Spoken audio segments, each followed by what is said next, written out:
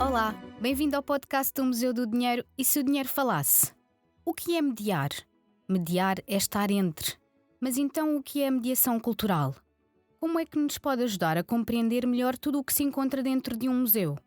Será que é fácil falar sobre dinheiro? Como é que podemos criar relações entre os públicos e os objetos que por vezes parecem tão distantes? Eu sou Margarida Sampaio e para nos ajudar a perceber melhor o que é a mediação cultural e a sua importância para os públicos, tenho o prazer de conversar com Daniela Viela, responsável pelo Serviço de Mediação Cultural e Educação do Museu do Dinheiro.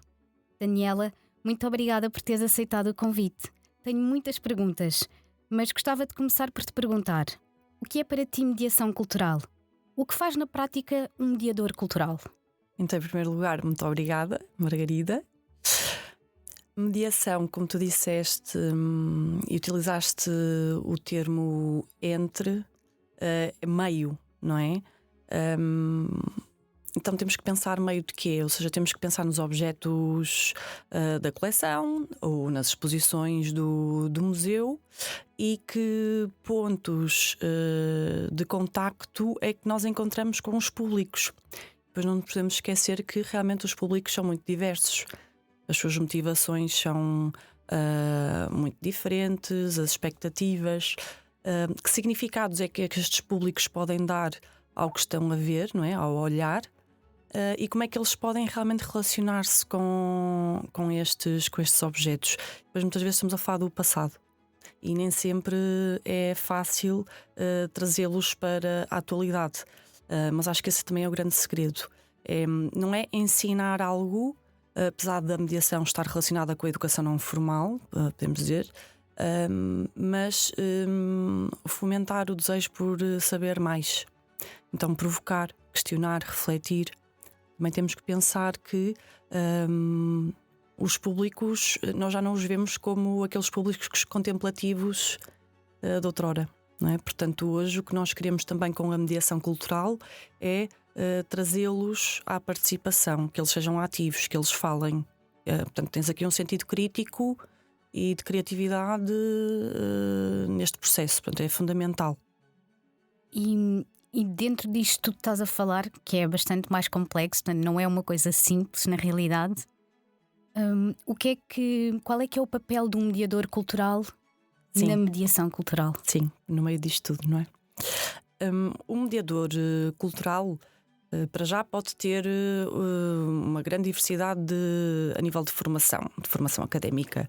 Depende, obviamente, do tipo depois de museu. Estamos a falar de uma coleção mais artística. Neste caso do Museu do Dinheiro, estamos a falar de uma coleção histórica, portanto é a coleção de numismática e de notafilia do Banco de Portugal.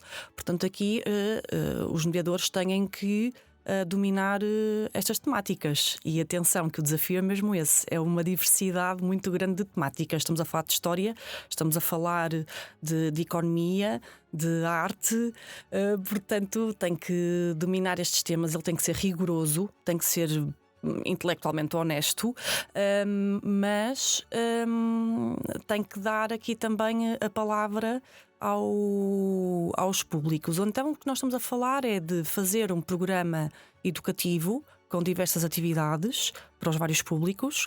Portanto, este momento de criação, que envolve também um momento de investigação profunda destas temáticas. Depois não podemos esquecer que temos as exposições temporárias, portanto temos sempre que estar a atualizar os conhecimentos, e há este servir o público.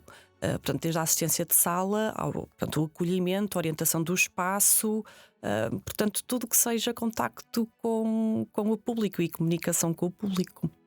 Pelo que eu posso perceber, o mediador tem um papel essencial naquilo que é as funções do museu. Sim, é fundamental. E já tocaste aí em algumas coisas numa próxima pergunta que eu te vou colocar, mas vou colocá-la mais à frente. Antes gostava de te perguntar se para ti faz mais sentido falar de serviço educativo ou de serviço de mediação. Olha, eu não gosto, apesar de ter utilizado, e deu vontade de rir, porque utilizei a palavra de servir o público. Mas aqui o servir para mim é mais de serviço público, não é? Não nos podemos esquecer que que a cultura a partir é um direito de todos os cidadãos e, portanto, da comunidade. Mas eu não gosto muito de serviço porque acho que é um bocadinho redutor. Claro que antes falámos de serviços educativos. Bom, também já falámos, éramos guias, monitores, técnicos do serviço educativo. Eu realmente acho que chamarmos de mediadores é o mais correto, de mediação cultural. Pronto, vem muito de tradição francófona, mas eu acho que é muito mais abrangente.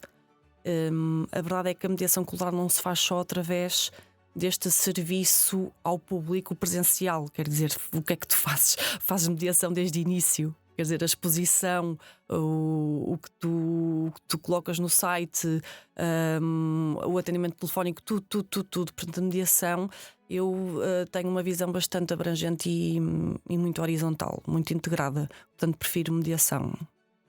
E agora, voltando um bocadinho atrás a um tema que já estavas a falar ainda há pouco, o Museu do Dinheiro tem apostado numa programação cultural e educativa diversificada, pensada para diferentes públicos com diferentes interesses e necessidades.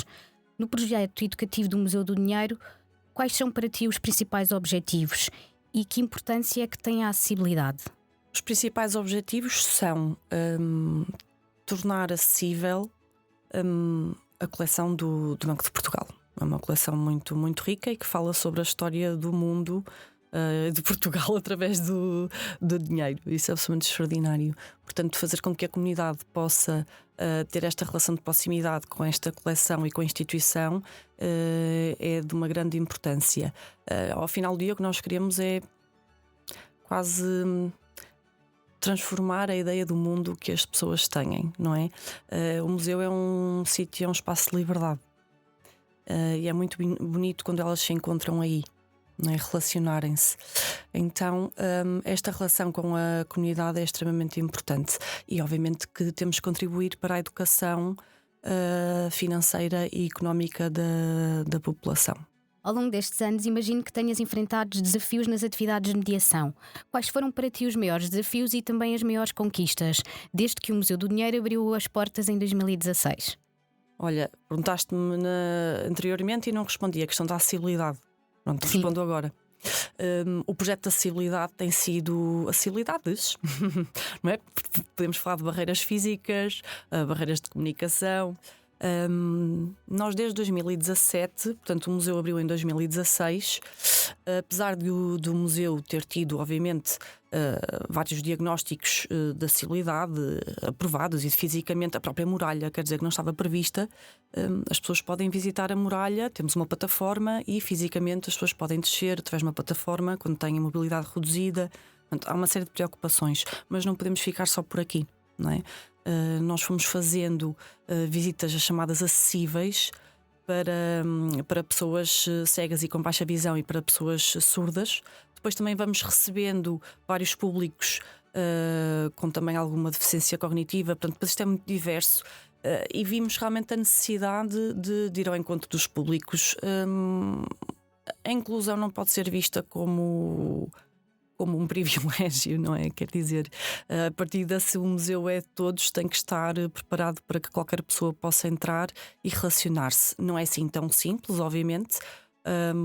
Digo uma coisa, Portugal tem uma população bastante envelhecida e acho que às vezes falta um bocadinho de empatia quando nós perguntamos, então, mas temos assim tantas pessoas cegas que venham?